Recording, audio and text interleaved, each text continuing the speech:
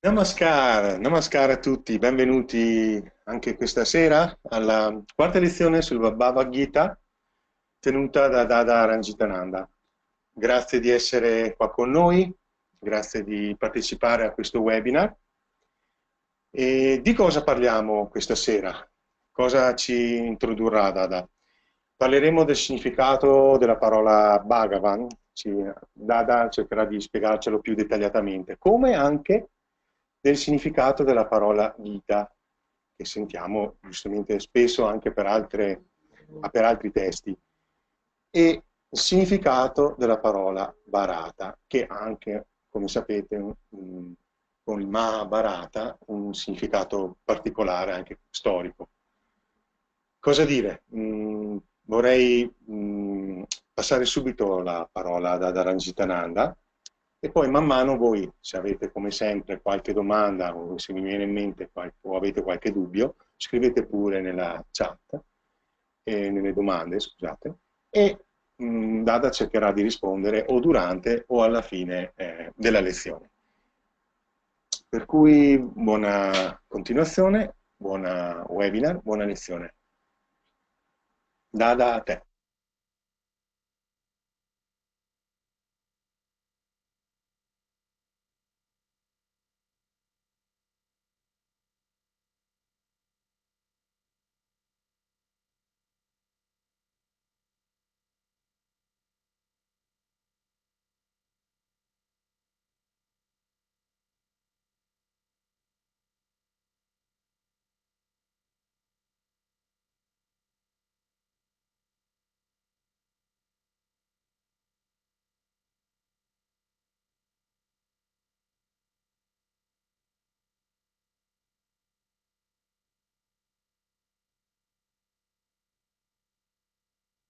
Non si sente.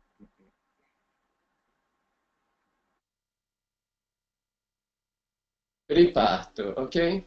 Sì, grazie Dada, perché non si è sentita proprio all'inizio niente. Grazie. Ok.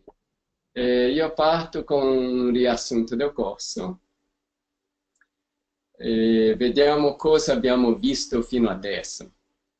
La lezione numero 1 era quella un po' generale su Bhagavad Gita e Mahabharata secondo il Tantra. In quella lezione abbiamo dato l'idea che questa guerra che abbiamo non è solo diciamo, un testo lì o qualcosa per insegnare delle piccole cose a noi, però è una cosa che siamo tutti coinvolti.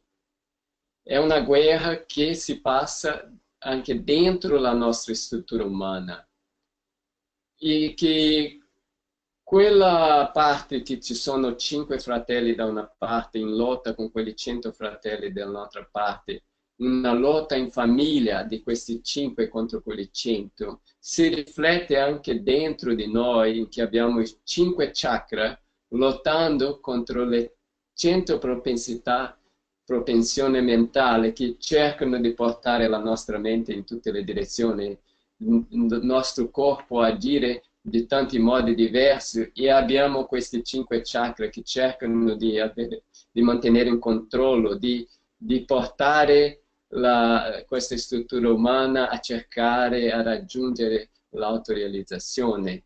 E Krishna è quella coscienza cosmica che anche abita in noi nel chakra più alto, nel settimo chakra, nella sommità del capo e che controlla tutto, però quello settimo chakra che controlla tutto, controlla tramite queste sottostazioni che sono questi alti chakra. Così in questa prima lezione abbiamo dato un po' questa visione generale che questo Mahabharata, questa guerra, questa lotta sta passando in questo Dharma Kshetra, il campo del Dharma, che è la propria nostra struttura umana. Nella lezione numero 2 e numero 3 abbiamo concentrato sul significato di Krishna. Che c'è il Krishna storico, quello Krishna che era in quel periodo storico che circa 3500 anni fa. Ok, ci sono varie versioni, c'è gente che dice che 5000 anni fa, comunque io dico 3500 anni fa.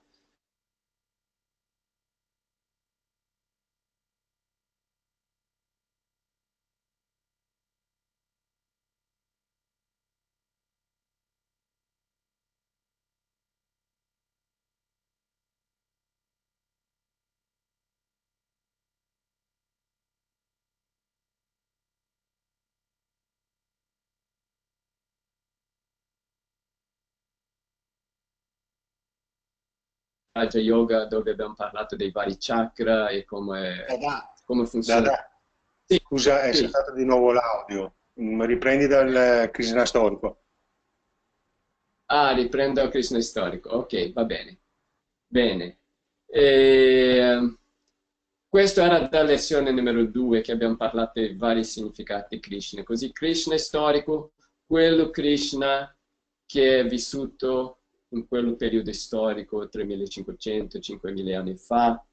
C'è gente che dice che è 5000, io dico 3500. Il mio maestro ha detto 3500, così rimango in quello lì. È il Krishna storico, e dopo c'è il Krishna filosofico, nella filosofia è quello che attira di più, così l'entità che attira tutti girano intorno a quell'entità che controlla tutti. E dopo c'è il Krishna biologico, nella nostra propria struttura, l'ultimo chakra, Sahasrara chakra, quello Krishna che è in noi. E questi tre Krishna abbiamo parlato che coincidono, non è che c'è una discrepanza tra uno e l'altro, i tre coincidono nel senso che vanno d'accordo, è come se è tutto uno, è solo un Krishna che ha questa espressione, no? Però in fondo è tutto un Krishna solo.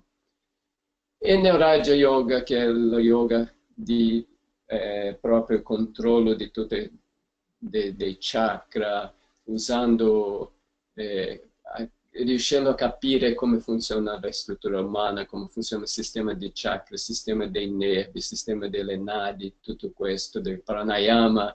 Abbiamo parlato questo anche nella lezione dell'altra volta.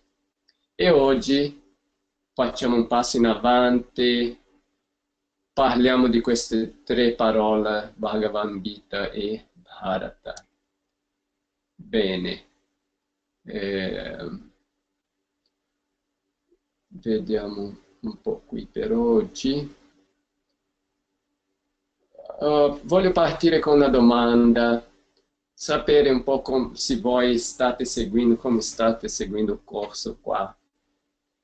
Se avete guardato i video, partecipato alle varie lezioni, solo un po' per sapere un po' come andare avanti in questa lezione. Che quasi tutti hanno risposto, manca ancora qualcuno, però va bene, abbiamo un numero sufficiente, più dell'80%. Ok, diciamo che avete praticamente quasi tutti quelli, voi che siete qui avete visto quasi tutte le lezioni,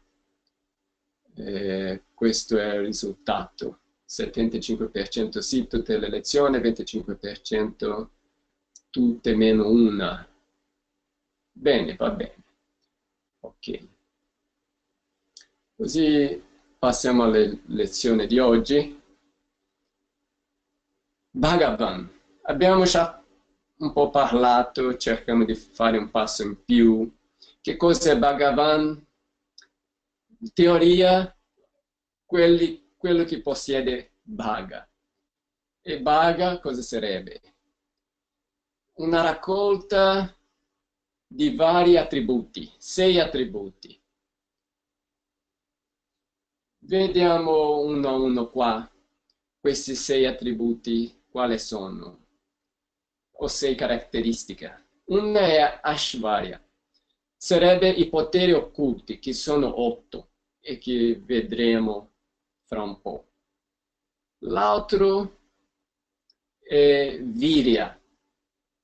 Virya è l'autorità e la capacità di comandare, avere quella capacità di veramente portare avanti tutti.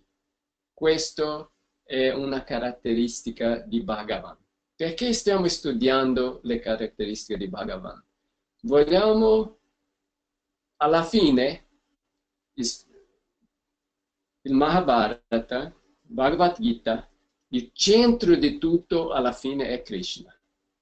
Così tutto quello è partito da Krishna. Mahabharata, perché c'era Krishna. Krishna è il modo come Krishna ha trovato per creare un cambiamento sociale e un cambiamento individuale nelle persone in quel periodo storico.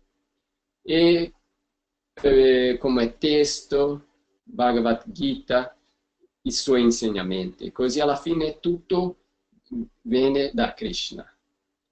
E è importante adesso capire chi è Krishna.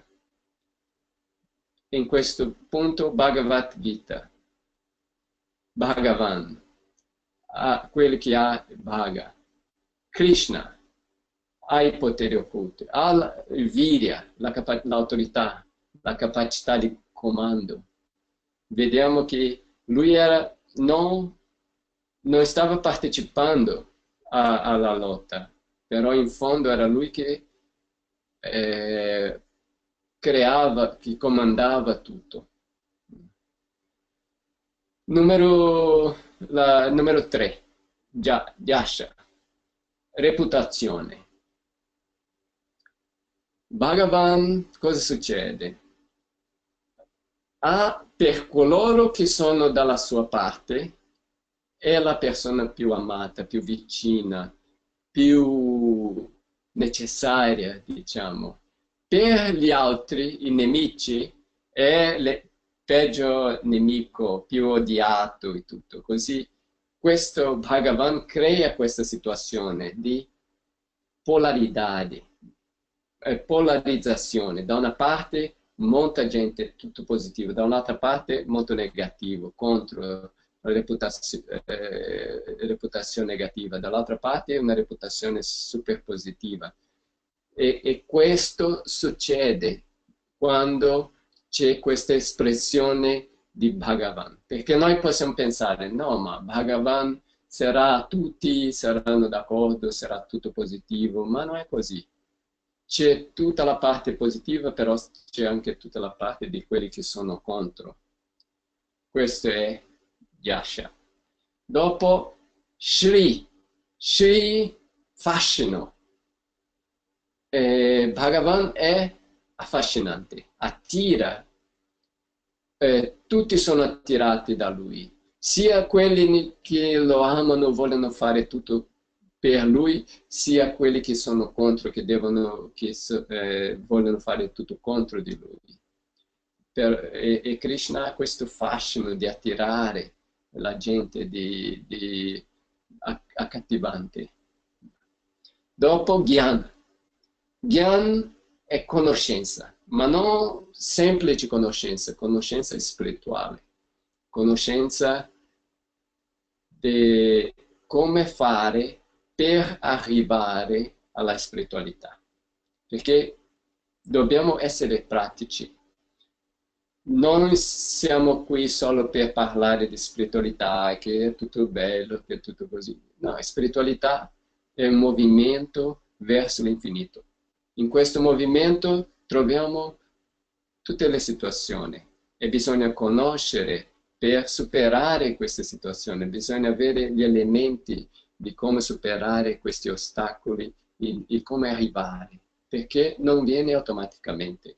Non è che solo vogliamo essere spirituali e tutto questo e si riesce. No, bisogna avere una conoscenza profonda. E questa conoscenza completa di come arrivare alla meta finale, perché la meta finale è la realizzazione spirituale. Bhagavan deve avere questa conoscenza. perché sennò non ci può guidare. E dopo l'ultimo di queste 6 caratteristiche, Vairagya. Molta gente traduce come rinuncia, non attaccamento. Ho usato qui la parola non affettato, non influenzato. Uno non deve essere influenzato dalle situazioni. Perché? Perché tutto succede per una ragione. Siamo in una certa situazione per una ragione. E quando siamo in questa situazione, dobbiamo sapere come agire, perché è quello che cambia. Non possiamo cambiare la situazione, perché siamo in mezzo a quella situazione, però possiamo cambiare il modo come noi agiamo, come le azioni che facciamo. Quelle possiamo scegliere. Io posso fare un'azione o posso fare un'altra in quel contesto dove sono io. Io ho la scelta di agire e per agire del modo giusto devo essere non influenzato, non affettato da quella situazione. Perché se io sono affettato da quella situazione non riesco più a agire di un modo consapevole. E questa situazione, per esempio, Krishna, in tutta la battaglia del Mahabharata, che guidava la carrozza di guerra di Arjuna, lui non era affettato di tutta la situazione, di tutto quello che succedeva. Bene.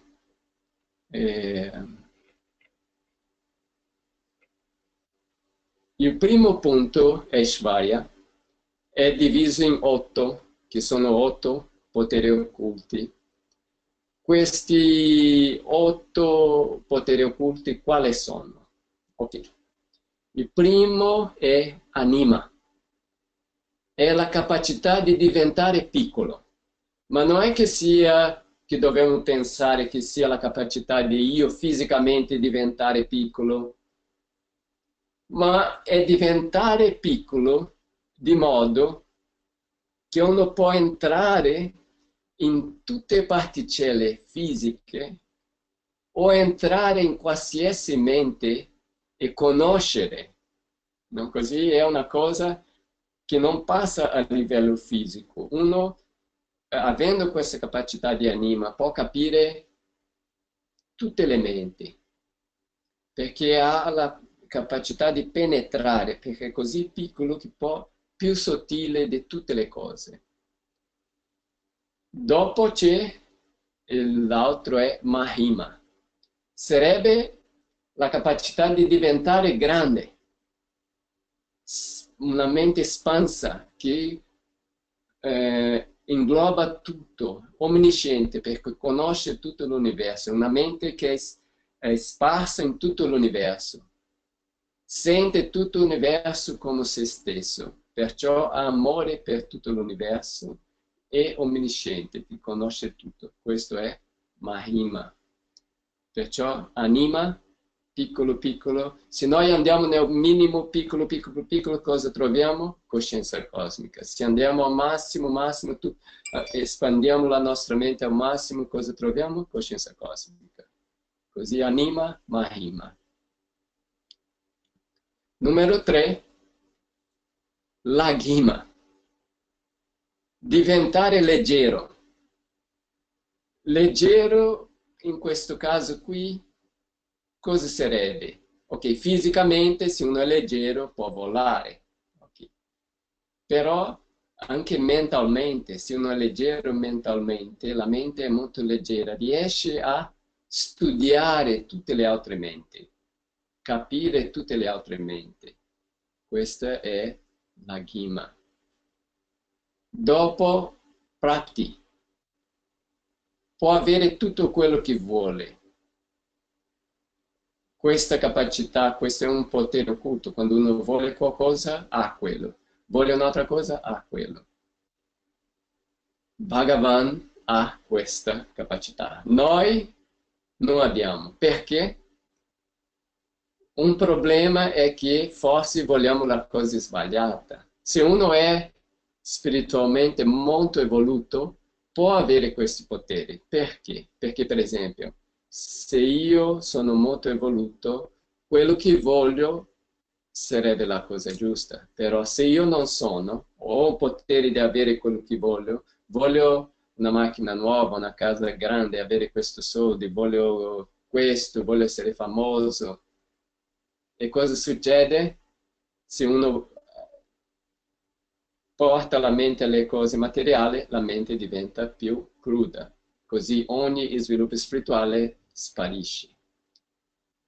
Perciò riusciremo ad avere questa capacità? Forse sì, con la pratica, quando siamo arrivati al punto che questo non c'è più un effetto negativo su di noi. Questo era Prapti, questa capacità. Dopo c'è Ishitwa, controllare. Bhagavan controlla. Questo non è un controllo speciale, un controllo supremo, controllo usato per guidare tutte le menti. Questa è la capacità che Krishna ha di guidare tutte le menti che sono di modo che vanno verso la spiritualità. Vashitva, dominare psichicamente gli altri. Simile, nel senso che solo la sua presenza e il suo pensare psichicamente domina, crea un effetto su tutti gli altri. Questo è Vashitva. Prakamya, materializzare il risultato desiderato degli eventi. Cosa vuol dire?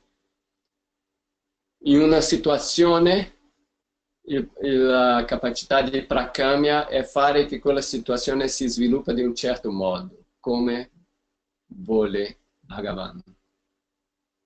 E l'ultimo, Antaramitra, è omniconoscenza, conoscere l'onda di pensiero interiore, la necessità interiore di qualsiasi entità. Questa è la capacità di Bhagavan. Per questo non è buono che noi chiediamo delle cose a Bhagavan, dammi questo, dammi quell'altro. Perché? Perché Bhagavan conosce già le nostre necessità e ci darà la cosa più giusta nel momento più giusto. Perciò uno è stare a chiedere dammi questo, dammi quello, non ci dà un grande risultato. Meglio pensare che o essere consapevoli che Bhagavan ha questo potere di Antaramitra, di sapere cosa è meglio per noi, qual è la nostra necessità interiore. E l'idea qui è che Shri Krishna è Bhagavan, che lui ha tutte queste caratteristiche, tutte queste bhaga. Così per verificare veramente Krishna è Bhagavan, questo è il criterium. Ci sono tutti questi punti? Sì, ok, Krishna è Bhagavan. E passiamo al Gita. Bhagavad Gita, il Gita di Bhagavad. E cos'è Gita? La parola Gita è come un canto, una canzone o una serie di canti. Così quando usiamo la parola Gita si sempre sta dicendo di un canto, di un'espressione. Bhagavad Gita, l'espressione o canto di Bhagavan. Il nome della opera Bhagavad Gita o Srimad Bhagavad Gita, il canto di Bhagavan. So abbiamo visto che Krishna è Bhagavan, adesso c'è il Gita di Krishna, il Gita di Bhagavan. E questo canto, o questa chiamata, è come una chiamata per noi. E leggere questo testo, capire questo testo, assorbire questo testo in noi, è come se Bhagavan ci sta chiamando, ci sta dicendo come vivere in questo mondo, come utilizzare queste strutture, come funziona questa nostra struttura e come possiamo raggiungere la meta e come possiamo raggiungere Lui, perché allo stesso tempo la meta è, diciamo, elevare la nostra energia, la nostra consapevolezza, la Kula Kundalini, dal primo chakra fino al settimo chakra, dal Muladhara chakra al Sahasrara chakra, al Krishna. Così la meta è raggiungere Krishna. Chi ci dice come raggiungere la meta? Krishna stesso. È Krishna che ci dice come posso raggiungere Krishna. E ci dà il metodo di raggiungere Krishna. E allo stesso tempo squilla la sua tromba chiamando: venite, venite da me. Così, anche se noi siamo distratti, siamo coinvolti nella nostra vita di ogni giorno, da un modo o un altro c'è quella spinta: viene, viene. E quello ci spinge a seguire la via spirituale. Così qual è lo spirito del Bhagavad Gita? È quell'idea: muovere, marciare in avanti verso la meta spirituale. Ci saranno varie difficoltà, ci sarà tutta una guerra, tutta una battaglia, però c'è Krishna che ci guida e noi dobbiamo raggiungere Krishna e Lui è già lì e ci guida di come arrivare a Lui. E è necessario mantenere un equilibrio tra la vita spirituale interiore e la vita nel mondo fisico esterno. Nell'inizio del Mahabharata, nel momento in cui Arjuna era in dubbio se doveva lottare o no, no? È quella idea: devo agire o no? Faccio o non faccio? Rimango qui, tutto è perfetto, tutto è Bhagavan, tutto è spirituale, o devo agire, devo andare nella lotta, devo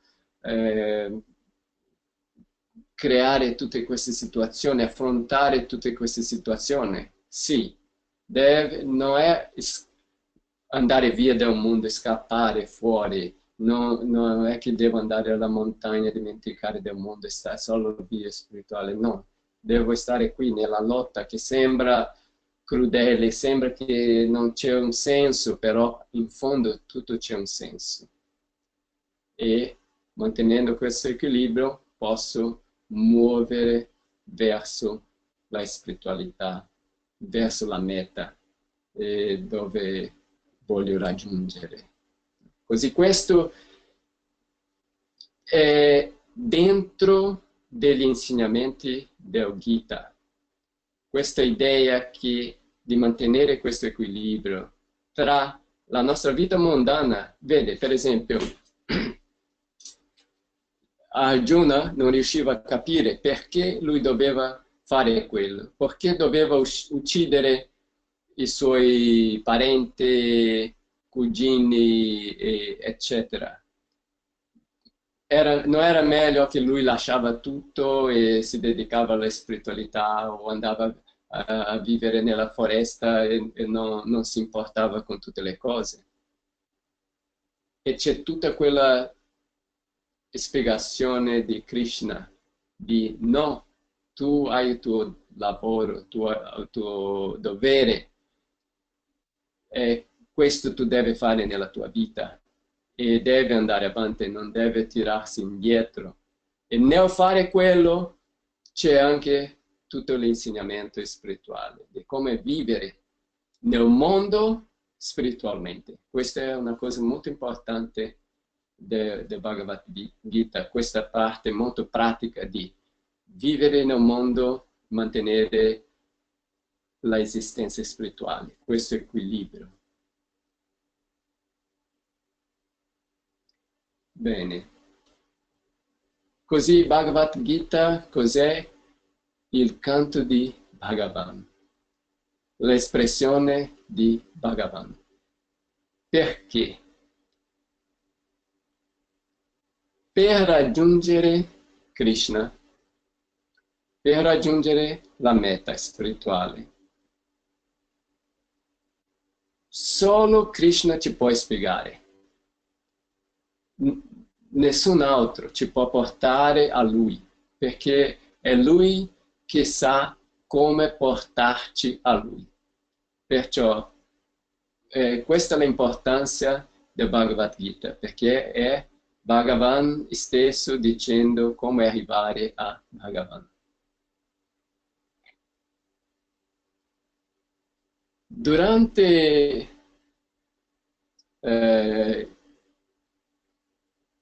Bhagavad Gita, nel Mahabharata, e particolarmente quando Krishna si rivolge ad Arjuna, lui usa vari nomi per Arjuna. Perché questo? Ognuno di questi nomi ha un certo significato. Così, nel usare quel nome, c'è anche un'insegnanza indietro a quello. Nel caso qua, lui si rivolge a Arjuna, lo chiama di O Bharata. Perché usa questo e cosa significa? La parola Bharata, c'è la parte Bhar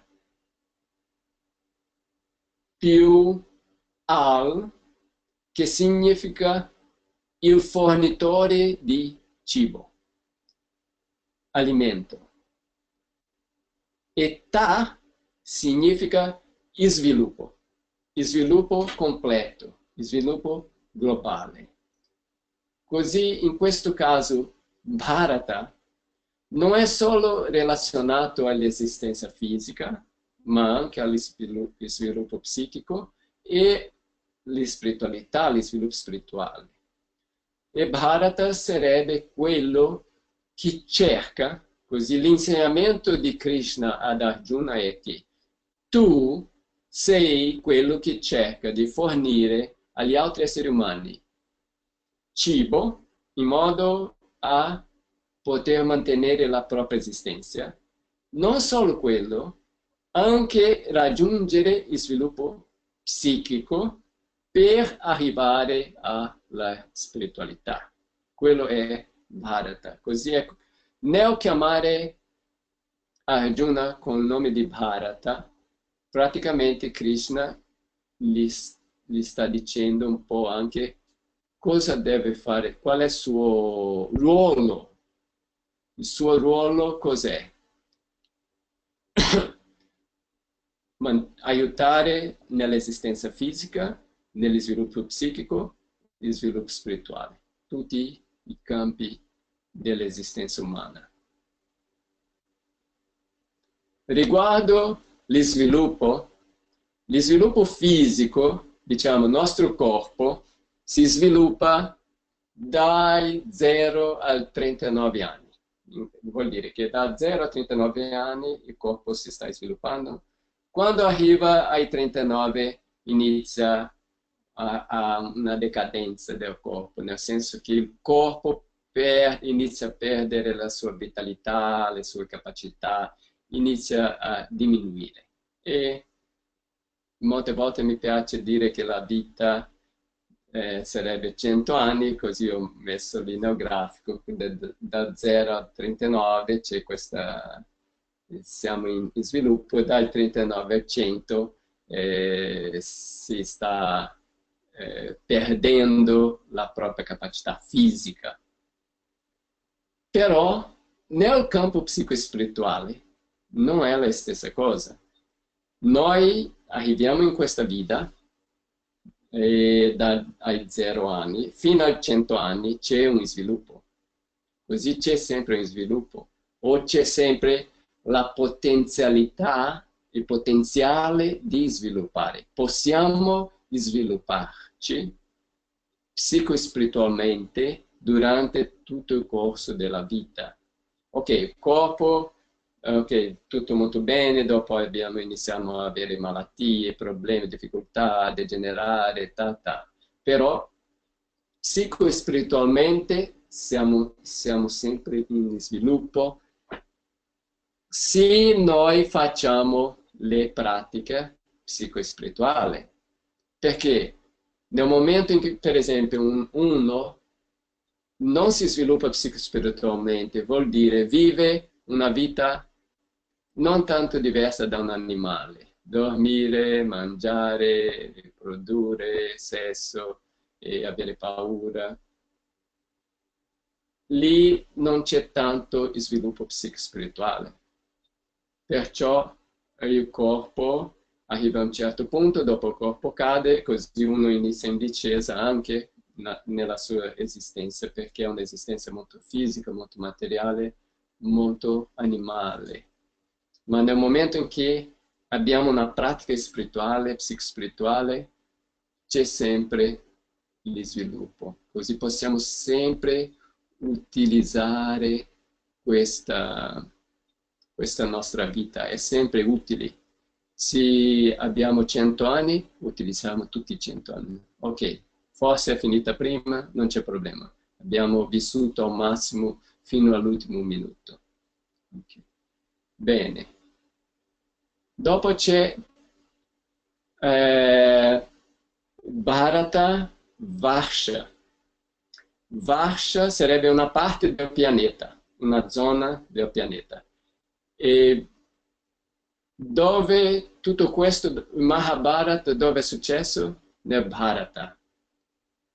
E Bharata Varsha sarebbe la Terra o quella parte del pianeta che ha questa capacità di Bharata, di dare un sviluppo fisico, psichico e spirituale alle persone che vivono lì. Perché? In quel periodo gli ariani andavano viaggiando. Quando sono arrivati in India, o quella zona che oggi è l'India, in quel periodo non era India, oggi è India, in quella zona hanno trovato un posto molto adatto per il loro sviluppo fisico, perché avevano cibo e tutto che avevano bisogno per mantenere l'esistenza fisica, però avevano anche quello che avevano bisogno per lo sviluppo psichico e spirituale, e per questo è chiamato Bharata Varsha, il posto che ha questa capacità di Bharata di portare beneficio fisico, psichico, spirituale a tutti loro che vivono lì. E Krishna, usando queste parole, o questo termine per chiamare Arjuna, o Bharata, dimostrando o trasmettendo l'idea ad Arjuna che deve lavorare per lo sviluppo fisico, psichico e spirituale, e non solo, quello non vale solo per lui, vale per tutti noi, perché quello Arjuna è dentro di noi. Così questa idea è per tutti noi. Noi dobbiamo utilizzare la nostra vita per lo sviluppo fisico, psichico e spirituale. Bene. Uno dei punti principali nel Mahabharata è questa lotta Dharma contro Adharma. E c'è questo verso, questo canto, che è il quarto canto, verso numero 7. Jada Jada hi dharmasya glanir bhavati bharata. Cha bhuta nama dharmasya tad atmanam shrijam jaham. O Bharata. Em um momento em cui o Dharma é così distorto e la Dharma è in ascesa, io mi creo con i miei propri fattori fondamentali, i 5 fattori fondamentali, e mi manifesto in questo mondo fisico. Così quando c'è questa situazione, che era la situazione nel tempo del Mahabharata, che la Dharma, che sarebbe la corruzione, la disonestà, stava crescendo al massimo e che i Kauravas hanno preso tutto il regno dai Pandavas, non volevano dare a loro niente e più loro non erano dei buoni governanti, erano proprio l'espressione di Adharma, dominava, e in quel periodo c'era Krishna. Adesso il lavoro di Krishna qual era? Portare la Dharma giù e portare il Dharma su. Così è nel periodo storico dove c'è questa, la guerra c'è sempre, Dharma contro Dharma, però c'è quel momento che sembra che il Dharma non riuscirà a vincere, che la Dharma è così forte che il Dharma non può fare niente. In quel momento Krishna si manifesta usando i 5 fattori fondamentali, ossia una struttura, un corpo con i 5 fattori fondamentali, che è il corpo umano. Si manifesta per cambiare quell'equilibrio, per dare forza al Dharma, per stabilire il Dharma. Questo è un verso molto importante, perché in questo verso è come se la coscienza cosmica, il Krishna, che è questa coscienza infinita, l'essere cosmico, deve, diciamo, partecipare personalmente della creazione per portare di nuovo il Dharma a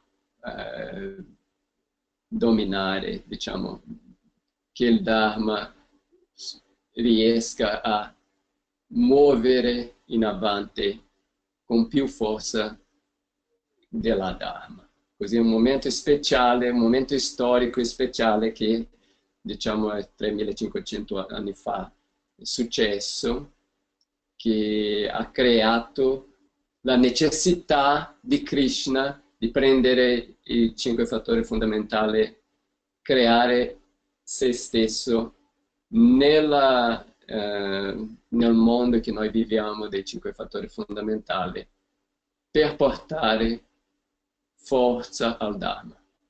Questo è sloka, questo verso. E in questo momento vi faccio una domanda. Questa domanda cosa sarebbe? Vediamo un po' la situazione oggi. Come voi vedete il nostro periodo storico, il periodo in cui viviamo noi? Ho messo 4 scelte lì. Vediamo cosa scegliete.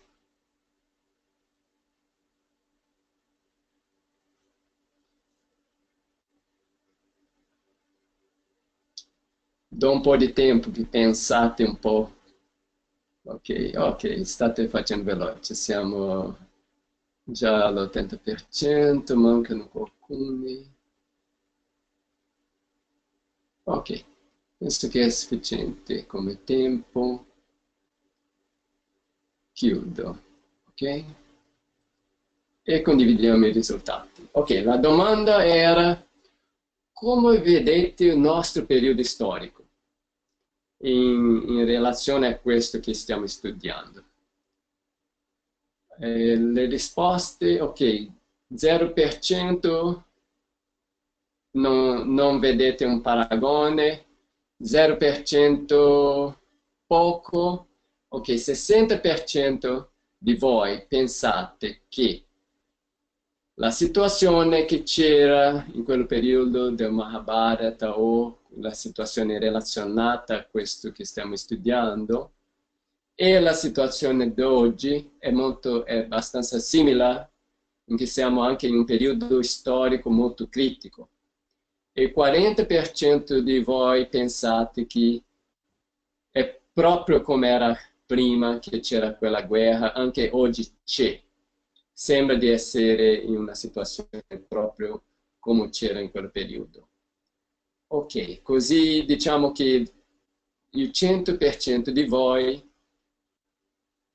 più o meno vediamo che studiare questo Bhagavad Gita e questo Mahabharata è qualcosa di molto rilevante per il nostro periodo storico, che ci può anche aiutare a capire quello che sta succedendo nella società oggi, non solo nella società, ma anche quello che sta succedendo dentro di noi, e che è dello stesso modo che in quel periodo era relazionato a quello che stava succedendo nel mondo esterno. Dobbiamo pensare che anche oggi quello che succede nel mondo esterno è anche relazionato a quello che succede nel nostro mondo interno. Così è tutto relazionato. La vita esterna che noi viviamo, nel mondo in cui noi viviamo, è relazionata con quello che succede nel mondo interno nostro, nella nostra vita interna. Siamo in un periodo diverso dove abbiamo tutta la tecnologia, l'internet, tutti i mezzi di comunicazione, cellulare e anche i mezzi di lotta, no? È una lotta molto psichica, in quanto anche se abbiamo delle armi molto forti oggi, diciamo fisicamente nucleari, che possono creare una grande distruzione fisica, però è anche una lotta molto psichica dei mezzi della comunicazione, della social media, in tutto questo. C'è tutto un universo, una situazione che si svolge nella nostra vita, nella nostra società, nel nostro pianeta oggi. In quanto in quel periodo era un po' limitato a quel posto, diciamo, Bharatavarsha, no? Che era diciamo, solo una parte del pianeta, possiamo dire che oggi è molto più espanso, perché una cosa che succede in una parte del pianeta, tutti sanno, in tutto il mondo. Questo. Bene.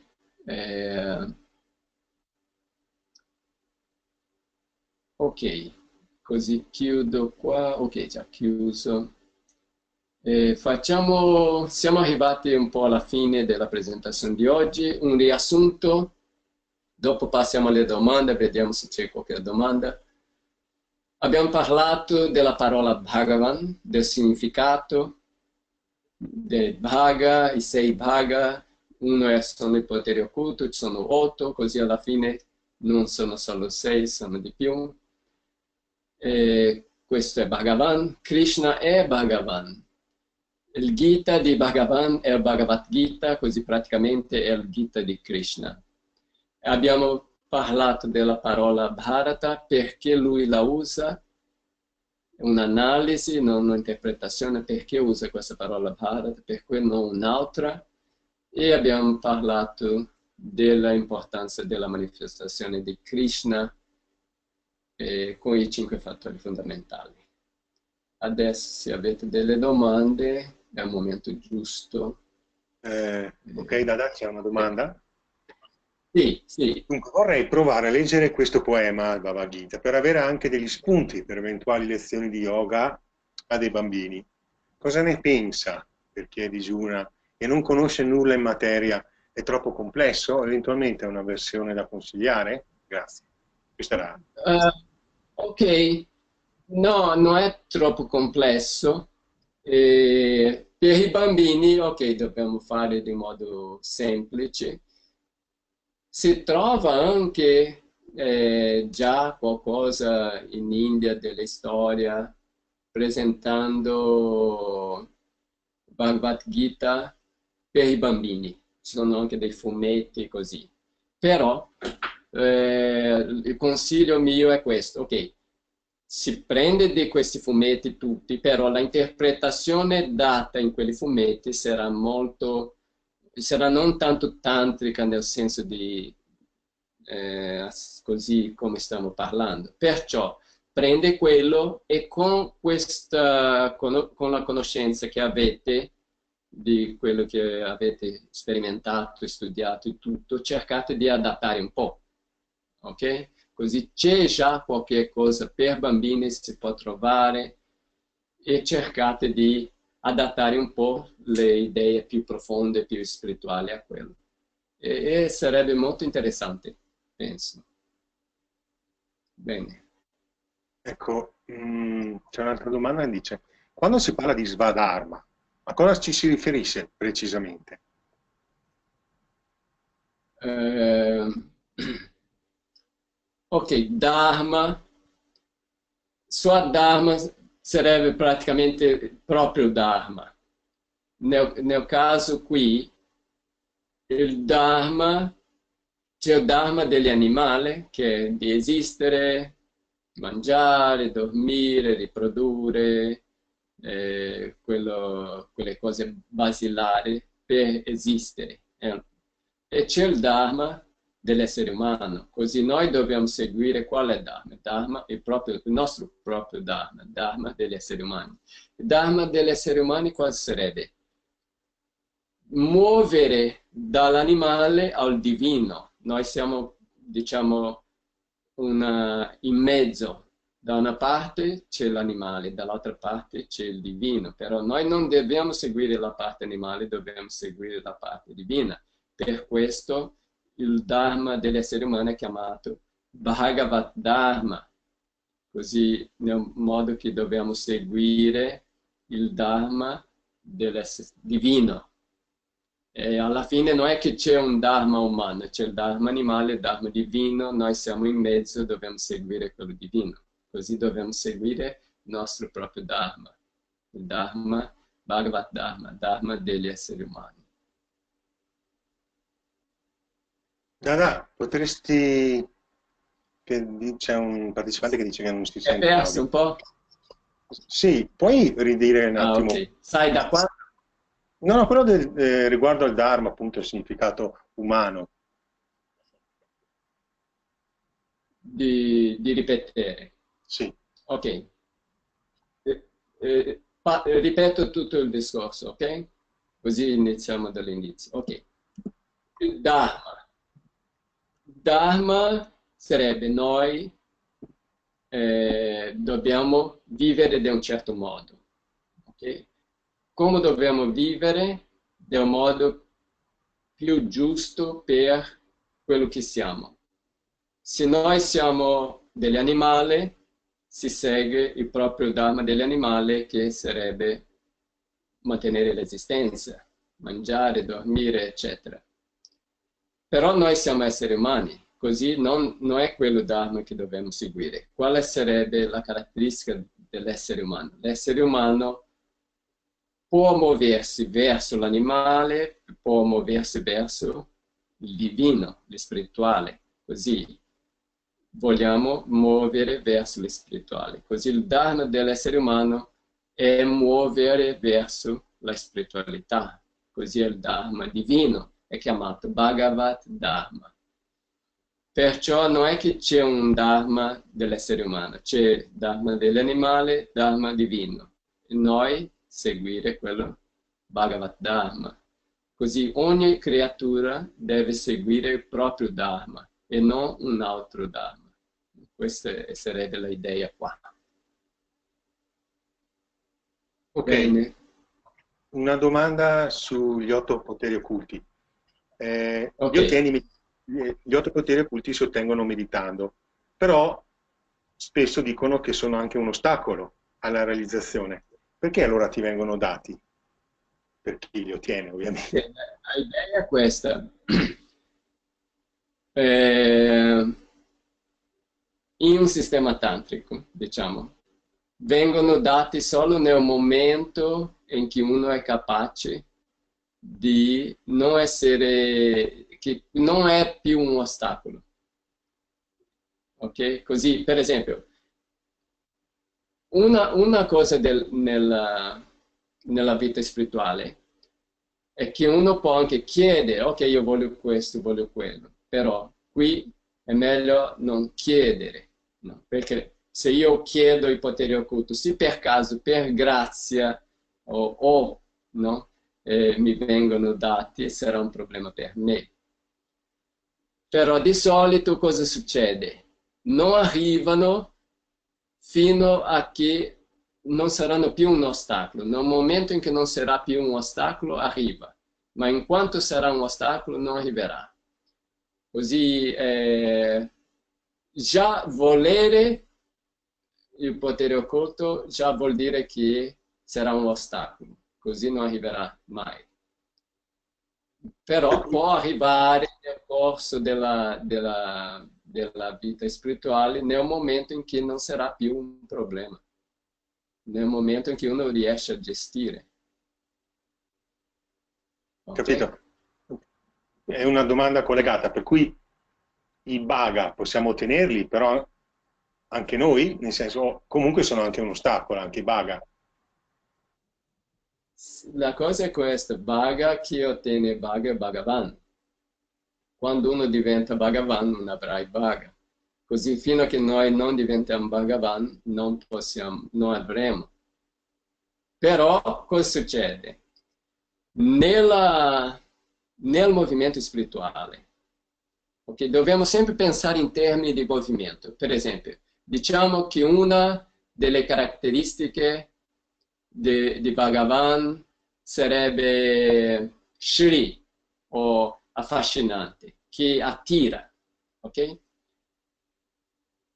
E in Bhagavan questa caratteristica è al massimo, però quando uno è nella via spirituale, stai sviluppando questo, così può essere che quella persona attira di più le altre persone, ok? E quello di un modo crescente, capisci? Così, diciamo, ci sono tutte quelle 6 caratteristiche, il bhaga.